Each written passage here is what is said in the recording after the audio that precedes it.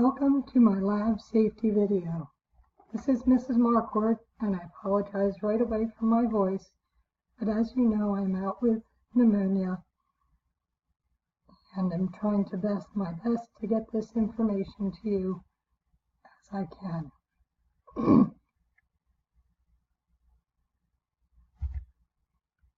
We have safety rules not only in chemistry lab, but in some chemistry classes as well.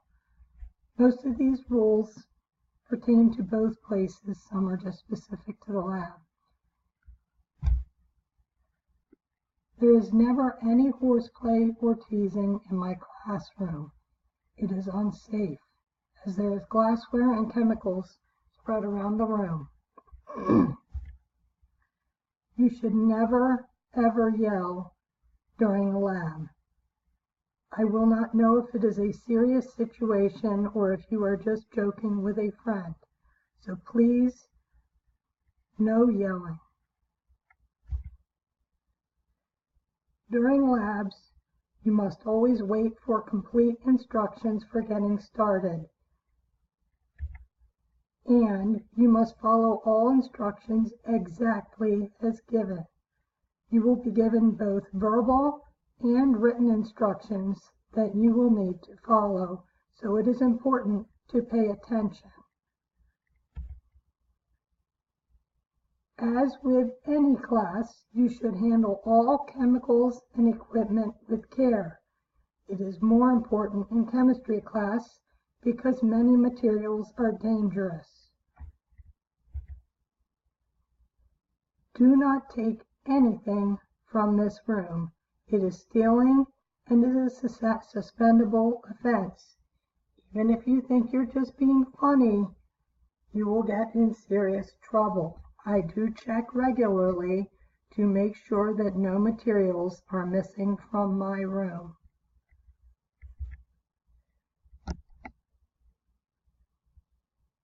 During lab and class, if you make a mess, you should clean it up. This is especially important at the end of lab.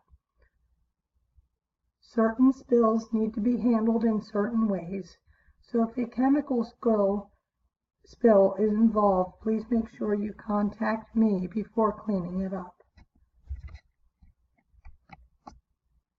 You need to report all accidents and injuries to me, even if you think they are minor.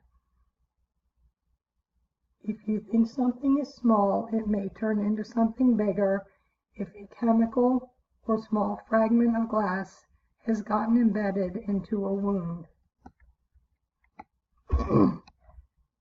During labs, accidents will happen.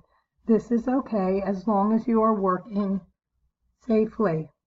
When an accident happens, we will put all broken glass in a designated broken glass bucket. I will show this to you when I return, but it is located under the safety shower, which is pretty obvious in my room. One additional important piece of information about broken glass is that you will be working with a lab partner, and broken glass should never be left unattended.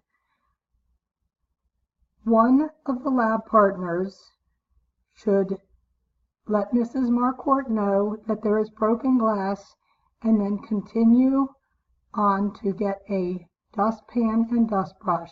Again, I will show you where these are located when I return. The other lab student should stay by the broken glass to make sure no other students step on it or accidentally cut themselves on that glass. The student with the dustpan will then return, sweep the glass in the dustpan, and then empty all broken glass into the waste bucket. This protects both the students in the room and those students that will be coming into the room later.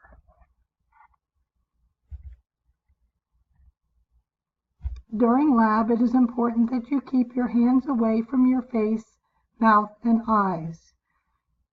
You may have chemicals on your fingertips and not realize it. If you put them in your mouth or wipe your eyes, You may cause yourself harm. Sometimes fires do happen in a laboratory. If you happen to have a small fire at your station, like a small piece of burning paper, shove it carefully into the nearest sink and run the water. This should put the fire out. If you have a larger fire, you will need to use the fire extinguisher or instruct the teacher to get the fire extinguisher to put it out. Again, I will tell you the location of the fire extinguisher when I return to class. If you have a fire that comes out of the base of your Bunsen burner, you will just need to turn the gas off immediately. We will be instructed on separate Bunsen burner use and safety at another time, so I will make sure I show you how to do this.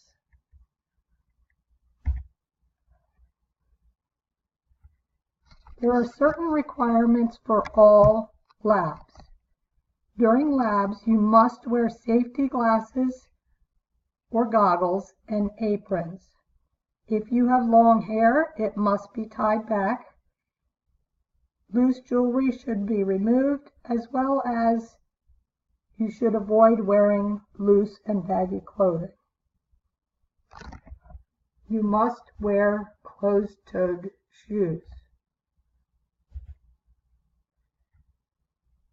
The wearing of closed-toed shoes is often an issue in the fall and late spring when the weather gets warm. You cannot wear sandals or flip-flops. If you come to lab without sneakers, you will not be able to participate in the lab, and if I have no alternate lab assignment, you will receive a 0 for that lab. If you would like to keep an extra pair of shoes in my room, I can give you a designated place to keep them. Also, as I mentioned, no oversized or dangling clothing. We will always stand when working at our lab stations. There will be no stools. We will push all stools to the center of the room. I will show you the proper lab setup, and you will help me move the tables the first day we do a regular lab.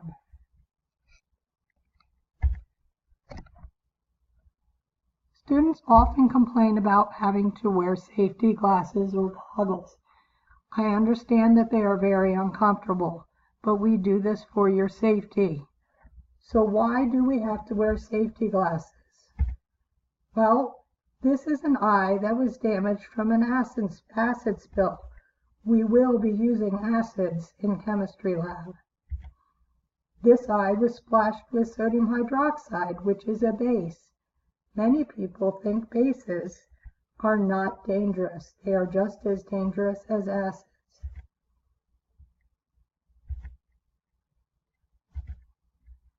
This is another chemical accident.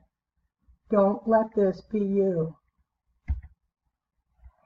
If something happens and you do feel a burning sensation in your eyes during lab, rinse immediately with water.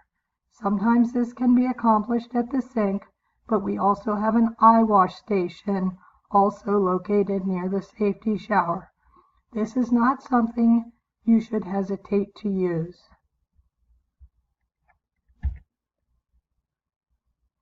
We also have a safety shower located in our classroom. You are to only, and I will emphasize this strongly because students are drawn to the safety shower, only use the safety shower if you spill large amounts of chemicals on 20% of your body or more. This will wash the chemicals off your skin, and then you can also use soap and water. The reason the safety shower is reserved for large incidents is because it will cause flooding in the lower levels of the school. So if you pull the handle as a joke, you will be visiting the principal's office.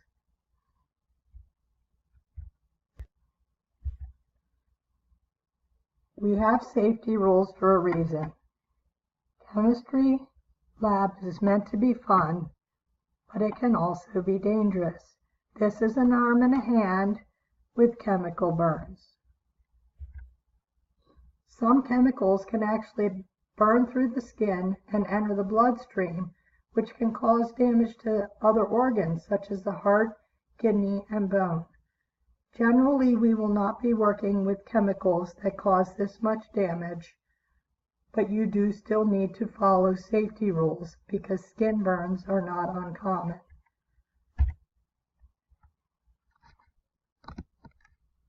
The final rule in lab is that